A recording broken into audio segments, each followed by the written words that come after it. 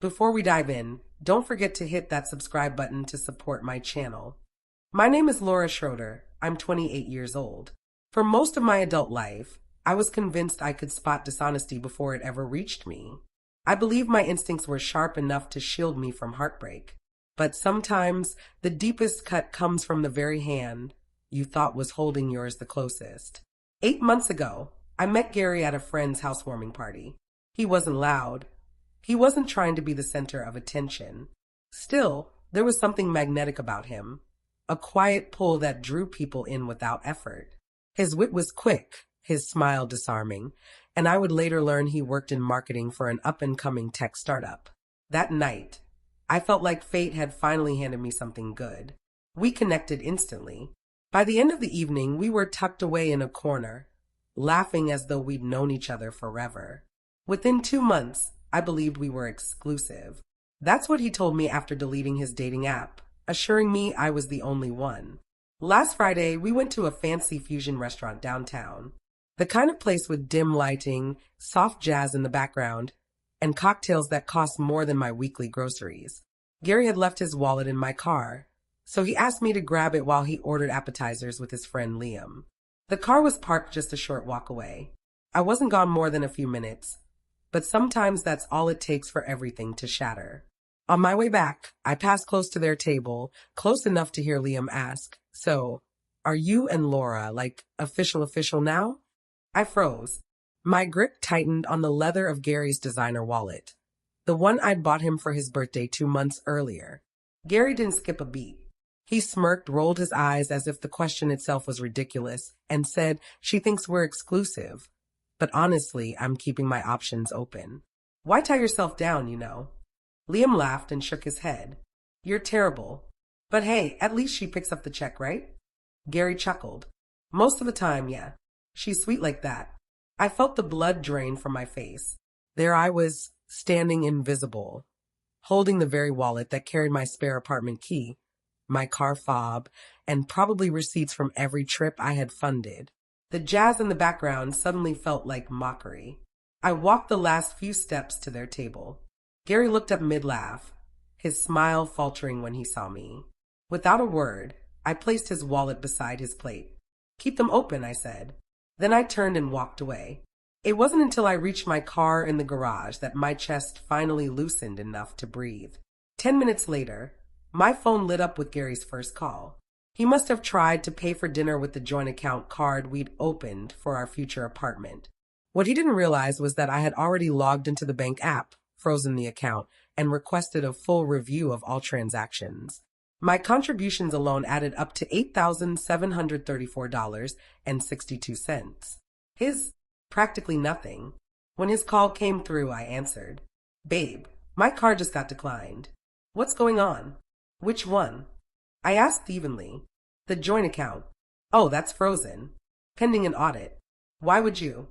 "Because I just found out I'm not actually in an exclusive relationship.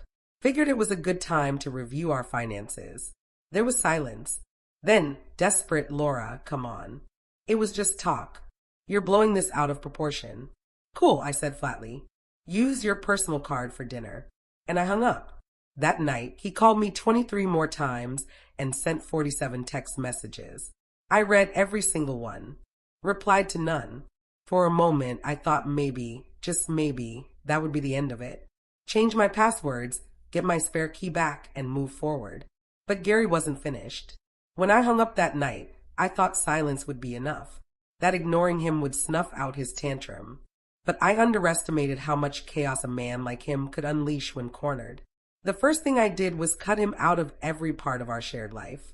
We had everything synced in a joint Google Calendar.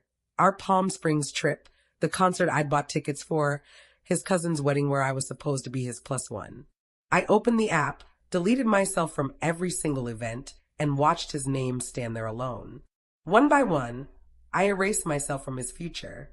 By midnight, his messages had shifted from pleading, "Please, baby, you misunderstood," to defensive, "You're making a fool of yourself. This is embarrassing." Then to frantic, "Answer me. You can't do this to me.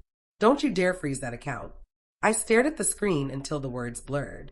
For the first time in months, I didn't feel powerless. But Gary wasn't going to let me have the last word. Sunday morning, my phone exploded with 52 Instagram notifications. He had plastered our relationship across social media. Photos of us in Miami, in Vegas, even our lazy Sunday brunches, each caption soaked in self-pity. When you think you found the one, but some people can't handle a strong, independent man. The comments cut deep. Strangers, friends of his I had never even met, called me toxic, controlling, insecure. My so-called fragile femininity became a public debate, like I was nothing more than a case study. Then came the TikTok. Gary's eyes were bloodshot, but I knew better than to buy into the tears. He'd always been skilled at angling himself to draw sympathy. His voice cracked in just the right spots as he spun his version of events. I was only joking with a friend. She left me at a restaurant with no way to pay. Then she cleaned out our savings.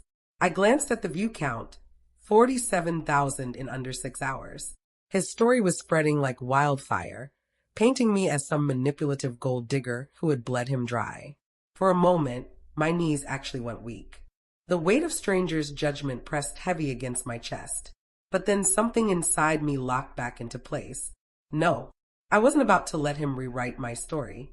That night, I started saving everything. Screenshots of every text where he confirmed the apartment fund was our shared dream.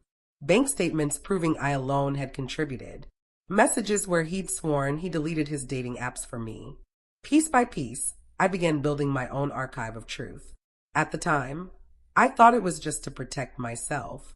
I didn't realize yet that this archive would soon become ammunition. Because Gary's betrayal wasn't only emotional, it was professional.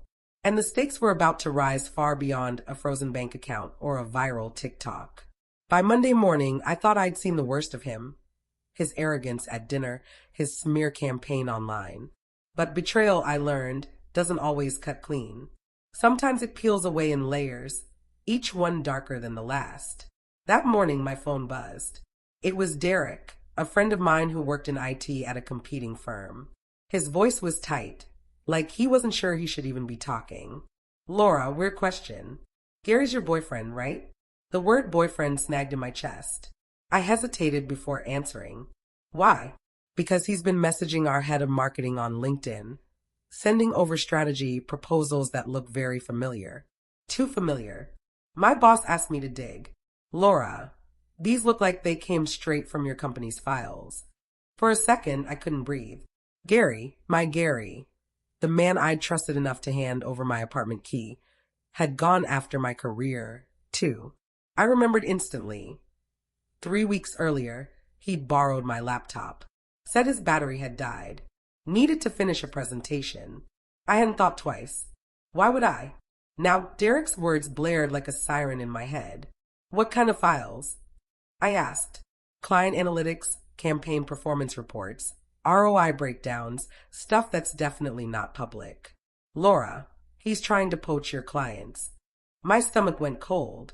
I ended the call, opened my laptop, and pulled up the remote access logs I'd always kept enabled.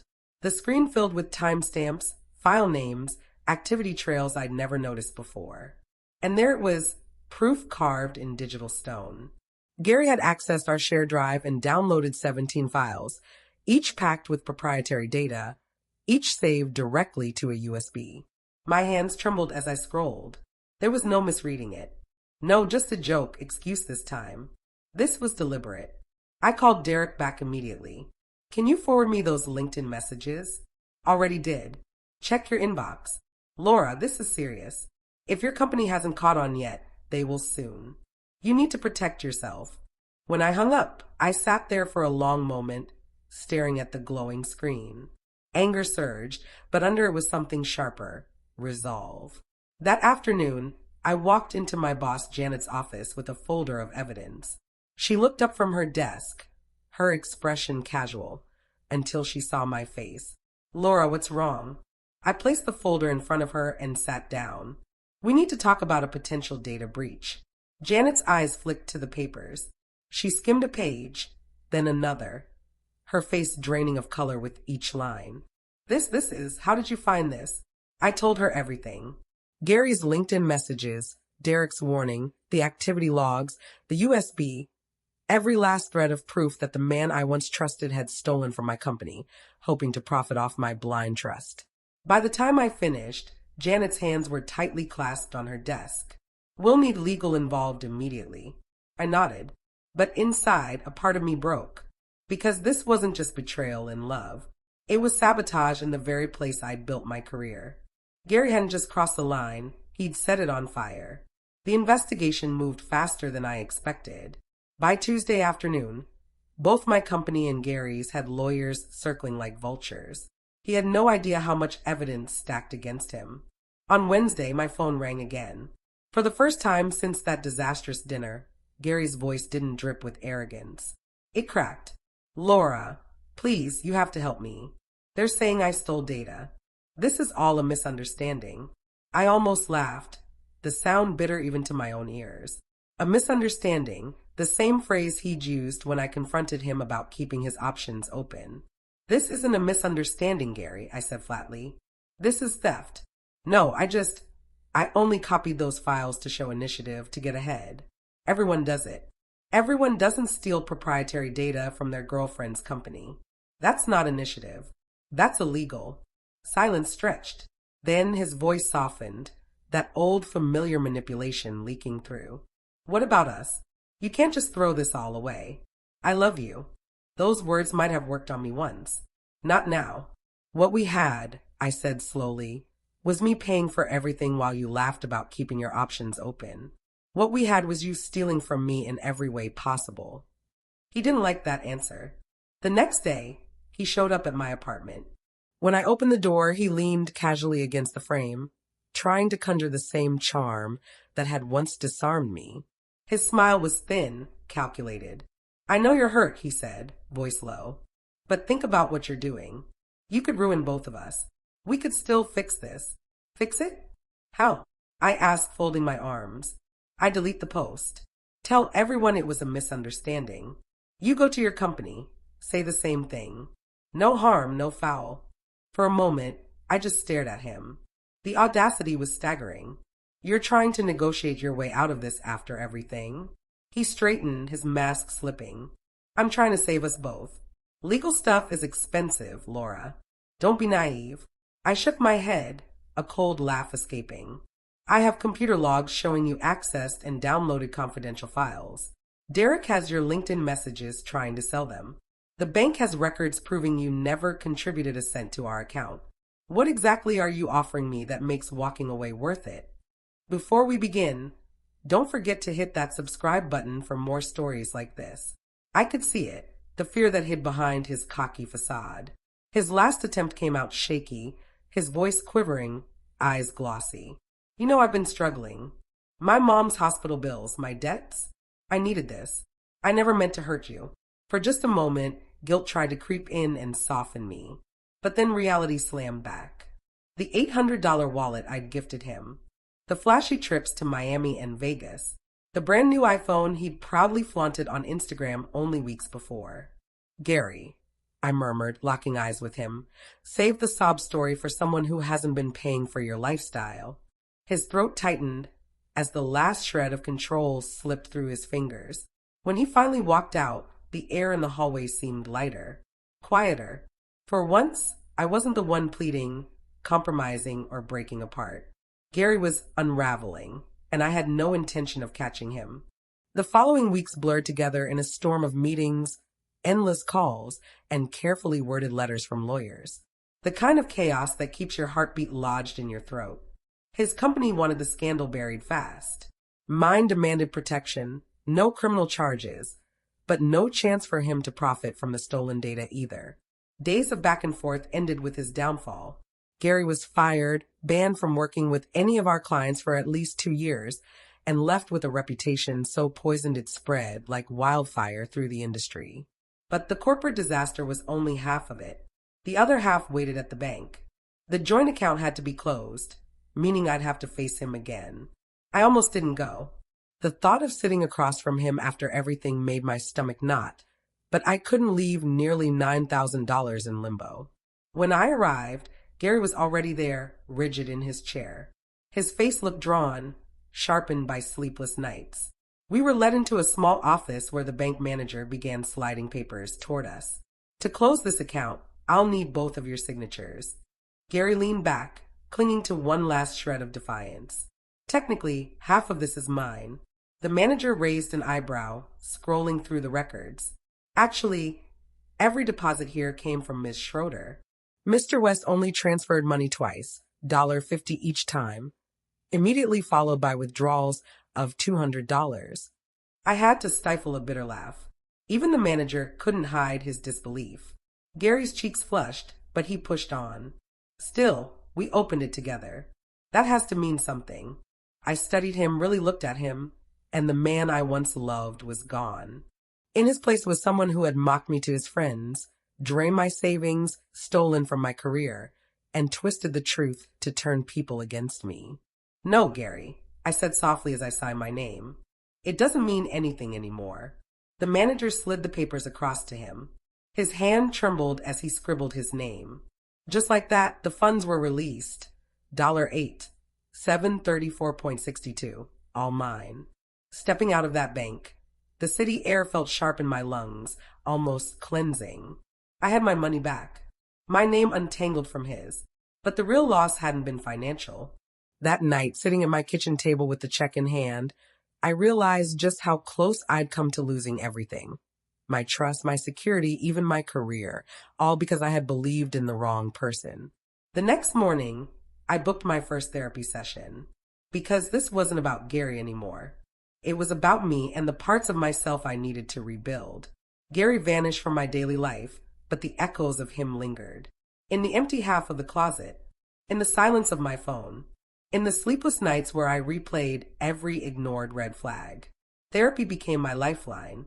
My therapist had this way of holding up a mirror without judgment. She asked the questions I didn't want to face. Why did I normalize paying for everything? Why did I silence my instincts? Why did I convince myself his version of love was the only one I deserved? Sometimes I sobbed. Sometimes I fumed. Sometimes I sat in silence, staring at the tissue box as though it held the answers. But slowly, the truth began to unravel. Gary hadn't destroyed me, he had revealed me. My blind spots, my tendency to overgive, my desperate belief that love always meant sacrifice. Meanwhile, his collapse was impossible to ignore. Friends whispered updates. He'd lost his job, his apartment, moved back with his parents. His LinkedIn sat lifeless, filled with hollow open-to-work posts. His TikTok, once overflowing with self-pity, had gone eerily silent. Screenshots surfaced of him trying to sell stolen company data, and overnight the story flipped. Gary wasn't the broken-hearted victim. He was the villain of his own tale. People asked if I felt guilty. One evening, my friend Jenna asked gently, "He's really struggling, Laura. Do you ever think maybe you went too far?" I swirled the wine in my glass, watching it ripple. Did I? But then I remembered the restaurant, his smug grin as he told Liam I was just a placeholder. The posts branding me toxic. The TikTok calling me a thief. The cold calculation in his eyes when he bargained in my doorway. No, I answered finally. I didn't ruin his life. He ruined his own. I just stopped protecting him. For the first time, I believed my own words. That was my quiet revenge, not destroying him, but letting him drown in the weight of his own choices. Because sometimes the cruelest thing you can do to a manipulator is nothing at all. A month later, I found myself back at that same restaurant, this time with coworkers. We laughed over cocktails, ordered too much food, and for once I felt no shadow over me. As we left, the hostess stopped me, recognizing my face. "You were here a few weeks ago, right?" Left kind of suddenly. I froze. "Yeah, why?" She smirked. "Your boyfriend's friend had to cover the bill. Huge scene about splitting 3 ways, but his card got declined, too. The final bill was $312. They ended up calling someone else to come pay. I couldn't help it, I laughed. Not bitterly, but freely. The irony was perfect. Gary, the man who mocked me for footing every bill, couldn't even pay for his own dinner without dragging someone else down. Life really does tie its own knots. On the way home, I thought about it all. The betrayal, the humiliation, the stolen data, the nights crying into tissues in therapy. And yet, through it all, I had found myself. I changed every password, set boundaries I'd never dared enforce, stopped confusing manipulation for love, and for the first time in years, I laughed more easily. Lighter somehow, like his absence had freed space inside me I didn't know was taken. People still ask if I regret it, freezing the account, exposing him, letting his world fall apart. But regret assumes I had a choice between being cruel or merciful. The truth? I only had one choice left, me. The last time Gary reached out, it was in a long email, begging for forgiveness, blaming stress, swearing he never meant for things to spiral. I didn't reply. My lawyer told me not to, but the truth is, I didn't need the reminder. There was nothing left to say. Because here's what I know now. When someone shows you who they are, believe them. And when they brag about keeping their options open, let them, just not at your expense. Sometimes the best revenge isn't revenge at all. It's moving on. It's laughing at the same restaurant where it all began, surrounded by people who actually deserve a seat at your table. That's my story. Not of loss, but of clarity. Of realizing my worth isn't measured in trips I paid for, dinners I covered, or lies I tolerated. My worth is mine, and this time, I'm not giving it away.